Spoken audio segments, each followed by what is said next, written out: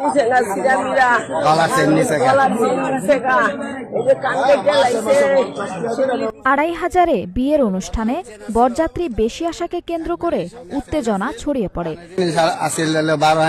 কোথা থেকে নিছে? বাড়ির থেকে। কথা কাটাকাটির এক পর্যায়ে কনেপক্ষের সঙ্গে সংঘর্ষে জড়িয়ে পড়েন বরযাত্রীরা। এতে কয়েকজন আহত হয়েছেন বলে জানা গেছে। বসছি, অনেকে মনে করেন খাবার দাবার আনে, আবার আনে না, এক কথা দুই কথা তিনজনে লোক আমরা 20 জন কম গেছে। আটটা মোটর সাইকেল আর 3টা রেগুনে তো 200 লোক যাইতে পারে না। এখন আমি যাওয়ার সময় সবাই দিয়া গোনাইছি, আপনার মোটর সাইকেলটি বাদ দিয়া 56 জন লোক হয়েছে। তাহলে মোটর সাইকেলে যদি 8টা 3 জন করে ধরেন, তাও আমার 100 লোক হয়, আমার 70-80 জন লোক হয়।